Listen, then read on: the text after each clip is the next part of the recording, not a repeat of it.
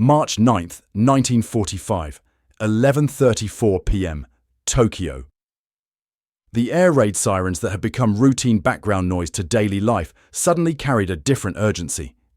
Something unprecedented was approaching through the darkness above Japan's capital city. In the sprawling neighborhoods of Asakusa, families huddled in their wooden homes heard the distant drone of aircraft engines.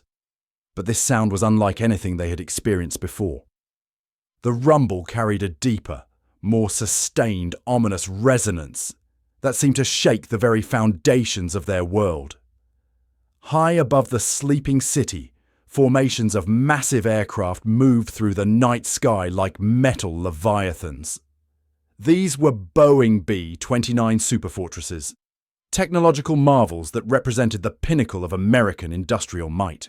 Each aircraft stretched 99 feet in length, with a wingspan of 141 feet, powered by four Wright R3350 engines that generated 2,200 horsepower each. But tonight, these mechanical giants carried something that would transform warfare forever and deliver psychological devastation beyond anything Japan had imagined possible. The transformation that was about to unfold represented more than military strategy. It embodied the collision between traditional Japanese society and Americanacy, between industrial supreme ancient concepts of warfare and modern technological capability, between a nation's belief in its own invincibility and the harsh mathematics of total war. What began as routine air defense preparations would evolve into a psychological earthquake that shattered fundamental assumptions about Japan's to protect its homeland. Major General Curtis LeMay had spent weeks planning this moment. The 38-year-old commander of the 21st Bomber Command understood that conventional precision bombing had failed to achieve decisive results against Japanese targets. Weather conditions, jet stream winds, and the limitations of existing bombing technology had rendered ineffective. Beyond previous raids, LeMay possessed something that would prove more devastating than any weapon previously deployed against Japan: complete understanding of Japanese urban vulnerability. Japanese cities were not built like American or European urban centers. Had created with dens, centuries of traditionally packed neighborhoods where wooden structures predominated. These weren't the steel anresses of Western concrete fort industrial cities, but communities constructed from materials that would prove catastrophically vulnerable to a specific type of American innovation. The irony was profound. Japan's architectural heritage, which had survived earthquakes and typhoons for generations, would become the mechanism of its own destruction. The aircraft approaching Tokyo that night carried something revolutionary: M69 incendiary bombs. These weren't conventional explosives designed to destroy through concussive force. Instead, they were engineered to create and spread fire with scientific precision. Each bomb contained napalm gel that would stick to surfaces and burn at temperatures exceeding 1,000 degrees Fahrenheit. The psychological impact of this technology would prove as devastating as its physical effects. In the neighborhoods below, families went through their established air raid routines. Mothers gathered children, fathers checked firefighting equipment, and elderly grandparents offered prayers for protection. These right providuals had comfort during previous raids, creating the illusion that preparation ensured survival. What none of them understood was that this night would render all previous experience meaningless. The first B-29s reached their target zones at exactly midnight. Flying at the unprecedented low altitude of 5,000 feet, these massive aircraft moved with deliberate precision across Tokyo's skyline. The decision to fly low represented tactical brilliance that Japanese defenders couldn't comprehend. By operating below the altitude where Japanese fighter aircraft performed effectively, the Americans had neutralized the primary defense system protecting Japan's cities. Captain Robert Morgan, pilot of one of the Lee-29s, later described the scene through his cockpit windows. The city spread below like a vast grid of wooden matchboxes, each neighborhood connected to the next through narrow streets that would soon become channels for devastation. Japanese blackout procedures had eliminated most artificial lighting, but the moonlight revealed the geometric patterns of urban planning that would amplify the destruction to come. The bombing began with surgical precision. Lead aircraft dropped their incendiary loads to create calculated patterns designed ring of fire around the target area. This wasn't random destruction, but systematic application of scientific principles that American engineers had perfected through months of testing. The goal wasn't merely to damage buildings conditions that would generate, but to create atmospheric something unprecedented. A firestorm. Waves. As the first of M69 bombs detonated across Asakusa and surrounding districts, residents experienced something beyond their recollection. The incendiary gel splattered across wooden roofs and walls, immediately igniting structures that had stood for decades. But the real terror lay in how fires began connecting, creating larger blurs, their own weathers that generate patterns. The psychological impact was immediate and profound. Families who had survived previous air raids through careful preparation discovered that their firefighting buckets and sand supplies were completely inadequate against napalm that burned through water and continued combusting despite all traditional suppression methods. The realization that established survival techniques were useless created panic that spread as quickly as the flames themselves. Within 30 minutes of the first bombs falling, entire city blocks were engulfed in flames that reached temperatures hot enough to melt metal. The fires created updrafts so powerful they generated hurricane-force winds that spread burning debris across vast distances. Japanese residents fleeing their phenomenon homes found themselves caught in a that defied all. A previous experience, man-made natural disaster, that turned familiar neighborhoods into apocalyptic landscapes. The American bomber crews witnessed something that would haunt many of them for the rest of their lives. The city below transformed into a sea of orange and red that stretched beyond the horizon. The heat generated by the firestorm was so intense that created turbs shook their aircraft even at 5,000 feet altitude. The smell of smoke, perhaps the most devastating aspect of this attack, penetrated their sealed cockpits, carrying with it the an unprecedented scale. But of destruction, unmistakable evidence was its systematic wasn't the nature. This warfare, but the precise random destruction of conventional application of scientific principles, designed fundamental assumptions at the heart of Japanese society's studied Japanese urban construction about safety and survival. Ground to maximize psychological impact. American mayors, rather planners, are emerged from supernatural night, population density, and cultural observers in Tokyo described scenes that seemed to practices to create a weapon that would strike. Families flee than military operations, being burning neighborhoods, encountered walls of flame that blocked had provide. The narrow streets that traditional escape routes, the intimacy and community connection became death spread faster traps as fired districts across than people could run bridges. The wooden that connect furnaces that incinerated anyone Tokyo's rivers became attempting to cross them. The Japanese government's response revealed a raid war. Air of warfare preparedness forward the depth of their this Taipedans trained in conventional control. Discover bomb damaged, that their procedures were notate, but actually dangerous only in a deek when applied to sea equipment found diary attacks. Fired with traditional, their departments equipped water supplies overwhelmed by fires that burned too hot and spread too quickly for conventional suppression methods.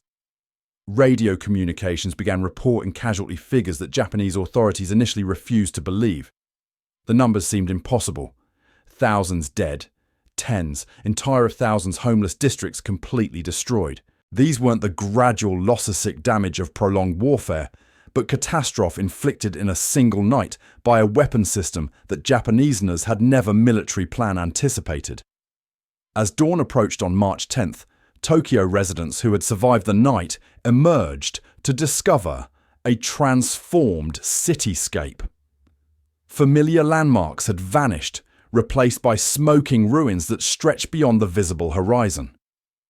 The psychological impact of this transformation would prove as significant as the physical destruction, shattering Japanese confidence in there to defend their homeland against American technological superiority. The survivors stumbled through neighborhoods that no longer existed, searching for streets that had been erased from the map. Mrs. Tanaka, a shopkeeper from Asakusa, later hours through what had been described wandering for her community for 30 years, unable to recognize a single landmark. The wooden shrine where she had prayed each morning was gone. The school where her children learned had vanished. Even the ancient cherry tree that marked the center of her district existed only as a charred sadi by Asham surround. But the physical destruction was only the beginning of Japan's psychological reckoning. As reports filtered in from across the burning city, government officials confronted statistics that challenged everything they understood about modern warfare. In 6 hours, American bombers had destroyed 16 Tokyo square miles of urban. Approximately 100,000 civilians were then dead. More perished in either atomic bombing. Over 1 million residents were homeless, wandering through streets that resembled moonscapes more than human habitation. The Japanese military, which establishment had built its entire strategic doctrine around the concept of homeland invulnerability, faced a crisis that went beyond tactical failure. For 70 years since the Meiji Restoration, Japan had modernized its military forces by studying Western technology and adapting it to Japanese conditions. They had created what they believed was an impenetrable defense system, combining traditional warrior spirit with modern weapons. The events of March 9th revealed that their understanding of modern warfare was fundamentally obsolete. General Kawabe Torashiro, Deputy Chief of the Army General Staff, received reports that morning damage with growing disbelief. His aide, Major Hayashi, read casualty figures that seemed to belong to medieval sieges rather than 20th century conflict. Entire regiments of fire department personnel had perished attempting to fight blazes that consumed their equipment faster than they could deploy it. Police stations had been incinerated with their officers inside. Hospitals designed to treat air raid casualties had burned to the ground with patients still in their beds. The technological superiority demonstrated by the American attack created psychological effects that rippled through Japanese society like seismic waves. Citizens who had endured months of conventional bombing with stoic determination found themselves confronting an enemy capability that rendered individual courage meaningless. The traditional Japanese concept of spiritual strength overcoming material disadvantage collapsed when faced with weapons that could eliminate entire districts regardless of the moral character of their inhabitants. American intelligence officers monitoring Japanese across the country break down occurring-ended tactical concerns. Radio communications documented the psychological. Intercepted messages between that trans-sea military commanders revealed panic and approached existential terror. One transmission from Tokyo Garrison Headquarters to Imperial General Staff simply repeated, "The city is gone. The city is gone." Request instructions for defending locations that no longer exist. The firebombing campaign that began with Tokyo expanded systematically across Japan's urban centers. Yokohama, Kobe, Osaka, Nagoya fell to similar attacks over subsequent weeks. Each raid refined American techniques and deepened Japanese psychological trauma. Citizens discovered that no urban area was safe, no defense was adequate, no preparation was sufficient against an enemy that could transform entire cities into crematoriums within hours. Dr. Nagai Takashi, a physician in Nagasaki, documented the psychological transformation occurring among his patients. Survivors of firebombing raids exhibited physical symptoms that trance injuries and entered realms of spiritual devastation. They described nightmares where familiar places burst into flames spontaneously. They developed obsessive fears of wooden construction buildings. Refusing to enter traditional most disturbing, they began questioning fundamental assumptions about Japanese identity and divine protection that had sustained national morale for decades. The strategic implications became clear to Japanese leadership with terrifying speed. If American bombers could eliminate major cities at will, then Japan's capacity would industrial disappear regardless of how courageously individual workers perform their duties. If urban populations could be incinerated wholesale, then the concept of homeland defense became meaningless. If traditional Japanese architecture provided fuel for American weapons, then centuries of cultural development had inadvertently prepared the nation for its own destruction. Emperor Hirohito, receiving damage reports in the mathematical palace, confront reality of continuing the war. His advisors presented calculations showing that at current rates of destruction, Japan would have no major cities remaining within 6 months. The industrial to produce weapons would capacity necessaried vanish. The transportation networks to require move military supplies would cease to exist. The population centers that provided manpower for both military and civilian functions would be eliminated.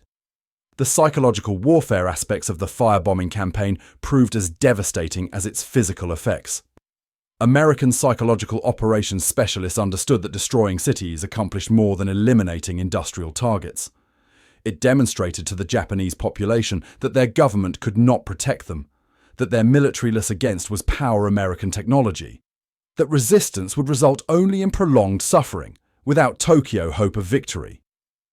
Radio attempted to maintain morale through propaganda broadcasts that portrayed the bombing as temporary setbacks that would strengthen Japanese resolve. But these messages rang hollow to populations the entire who had witnessed neighborhoods vanish in single nights.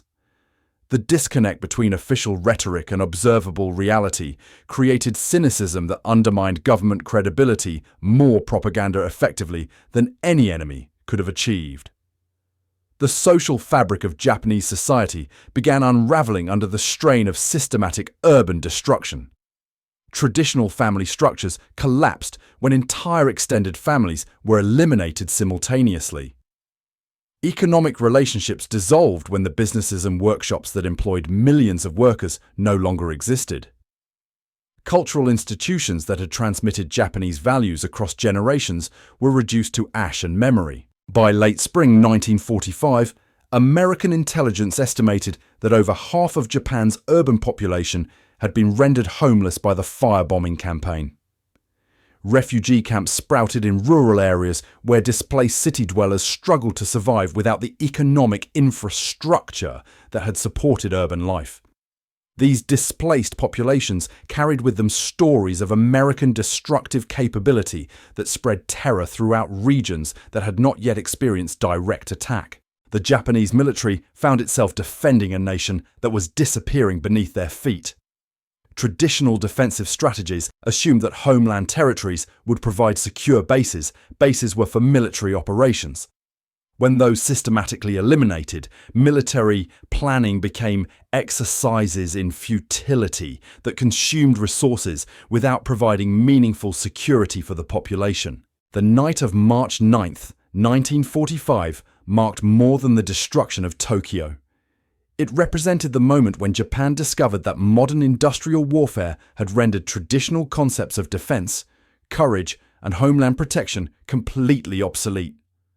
The wooden cities that had sheltered Japanese civilization for centuries became the instruments of their own annihilation when confronted with American technological superiority that operated on scales Japanese planners had never imagined possible. What began as routine air raid preparations evolved into a psychological earthquake that shattered fundamental assumptions about Japan's ability to survive American industrial might. The firebombing campaign demonstrated that individual bravery, spiritual strength, and cultural determination were meaningless against an enemy that could eliminate entire cities in single nights.